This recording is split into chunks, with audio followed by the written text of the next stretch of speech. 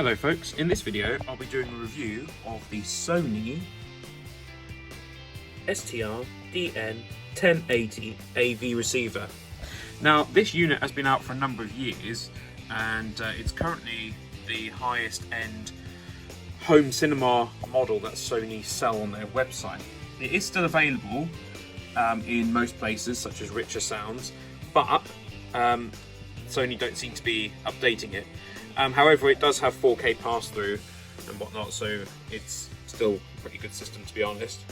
So I'm reviewing it because you can still buy it, and in all honesty, for the price, which has gone up since I bought it, this is a really decent AV receiver. It's got Bluetooth on it, it's got Apple AirPlay, you can cast to it from Google, you've got USB on the front. You've got that for the calibration mic. You can put headphones in there. You've got your input selector on the front. These are all really nice material as well. They're plastic, but they have a nice sort of high quality feel to them.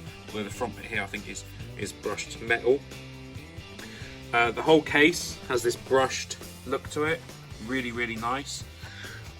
This is a high-end piece of equipment for the average person. Obviously you can buy things from Arkham or Cambridge Audio that will be a lot more expensive, but for the average person this is pretty high end. It's definitely not entry level, but it's not like crazy either.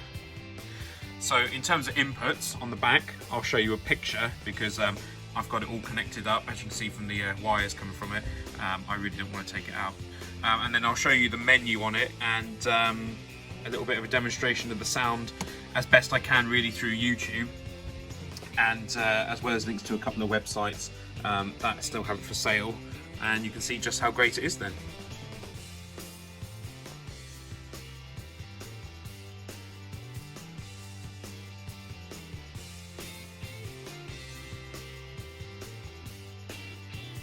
Now, obviously this clip isn't in surround sound because it's on YouTube, but it's just a test of the volume.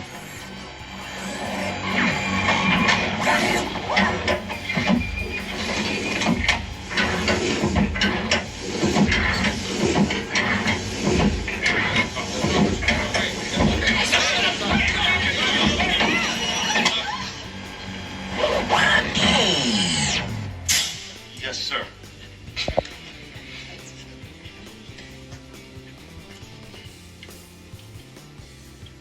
Please put down your weapon. You have 20 seconds to comply. I think you'd better do what he says, Mr. Kenny.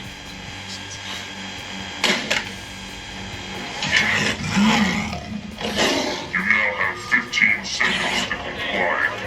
You are in direct violation of Penal Code 113, Section 9. You now have 5 seconds to comply. So as you could see from that brief clip of a YouTube video, the sound is immense even in stereo, where it's kind of projecting the sound over the 7.1 speakers. And that's one of the great features about this system. It has a 7.1 surround sound system. So I've got 7 speakers and a powered subwoofer around the room, and that provides a pretty excellent soundscape, as well as compatibility with Dolby Atmos, even if I don't have the like ceiling speakers and stuff like that. The remote is simple to use. It's got all the settings you would need on there, but in all honesty, with the modern standards of HDI, most things actually switch automatically, so you don't really need to worry too much about that. But it has got it all on here, as well as connected services and whatnot. So I'll go ahead and show you what it looks like on the screen. So you've got options here. You can click watch, and then you can pick between all your various things that you've got set up on there. If you press options, you can pick, you can set different names for it, or what type of things it's used for, set the photographs that would go with it, things like that.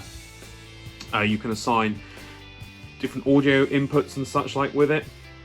For the most part, I've got stuff all going through HDMI, so that's not really necessary. You've got audio options on there under listen, so it's got an FM tuner built in. You can do it by USB, Bluetooth, home network, or music service lists such as Spotify. You've got your custom presets, don't really tend to use too many of them. the different sound sort of settings on here. So I've got it set to Dolby Surround. Now the reason I got it set to Dolby Surround is because that actually will spread any stereo content over the 7.1 speakers. So you still get kind of sound filling in all around you anyway. You've got equalizer settings there for the speakers. So there are various other options. You can have automatic format detect, that works as you'd expect. You've got Neural X, which is kind of like the Dolby Surround. Yeah, various options on there, but I tend to leave it on Dolby Surround. I have Sound Optimizer on, but only on normal. Don't put it on low. It's just makes it kind of sort of smooth out the sounds a little bit. And you've got Scening Speaker mode, which I don't have Scening speakers, and Pure Direct will turn off any processing such as this, but that's useful for some people, I'm sure, but not for me. You've got zone controls, so you can actually have another one set up, and you can then connect up speakers and that in another location and have the sound, well, as you can see on the screen there, played in various locations. I don't use that, but that could be useful for someone. So I have them turned off. And then you've got various settings on here. So you've got what Sony call the easy setup to do the basic settings. You can set up your speakers whichever way you want. You can do auto calibration, test tones, make sure they're all connected. The levels, size, crossover frequencies, that can be useful when you've got smaller speakers, as I've got, as these speakers up here don't really output any bass. So you don't really want any bass going to them. So you want to set the crossover frequencies such that it doesn't. You can set your speaker pattern. This is basically how mine's set out. You've got lots and lots of different settings in here.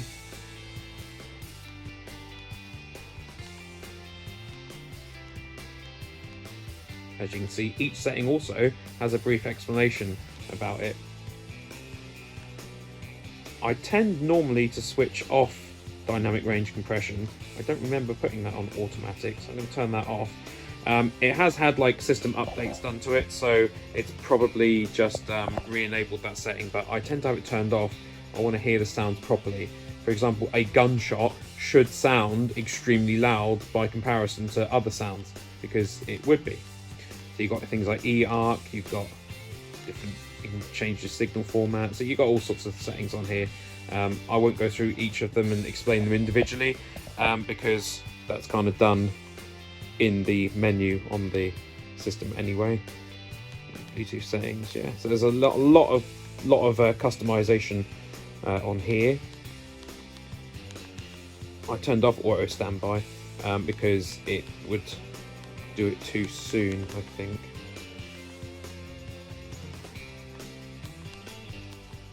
Yeah, lots and lots of options on there.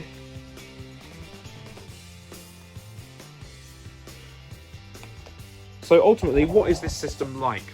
Well, apparently it's hard to get hold of now, but they do sell them a lot of the time on places like eBay. So it can be worth having a look on there, and I'll show you a couple of listings from eBay. But for me, this is a wonderful system, and I've just discovered that about a month ago, Sony announced that they will be putting out an update to this. So it would be a system that does 8K and does 4K 120Hz and all that sort of thing. Probably going to be expensive, I would expect, but it's worthwhile because these systems are brilliant and Sony do know what they're doing with them. So is it worth buying one of these? Well, if you're not planning on getting a 120Hz TV and you just want to put your 4K content through this, I would say yes, this is worth buying, and you can get them second-hand on eBay, and I'll show you the links to that. And apart from a couple of issues where occasionally it might freeze up and then you just have to unplug it, that happens probably once every few months. It's a reliable system, touch wood anyway. We had a 5-year warranty on it, and it's gone past that now without needing any work. So overall, it's a reliable system, produces excellent quality sound. It's fully compatible with all the standards, except obviously things like 8K and 4K 120Hz. Those are fairly recent, but I'd wager most of you probably don't have a 120Hz TV. In all honesty, there's not many PS5 games or Xbox 360 games that support it, so I'm not sure whether it's a necessity right now, but it's useful if you are buying a new TV to get one of those. But for most people, you've probably got a 4K TV that you're happy with, and therefore it makes sense to get an AV receiver that can go along with that, and that does support Dolby Atmos and HDR and 4K content. So it's a very, very decent system, and like I said, I'll post the links and pictures to the eBay listing so you can get a look at how much they cost. But it's got about like 8 HDMI inputs on the back, and it's got all the different ones for putting older systems in, as well as for putting in optical inputs, all this sort of thing. It's got a good range of compatibility there, and it just looks nice as well. It's a decent looking system. It's kind of understated, it's not over the top, it's just a nice looking sort of thing. Was brought to you. You want to hear that? I don't know why that just came on back on suddenly. Yeah, great little system. So I hope you've enjoyed this video. If you have, please remember to give me a like, comment, subscribe, check out my Patreon, and consider sharing this video, and I will see you in the next one. Thank you very much for watching.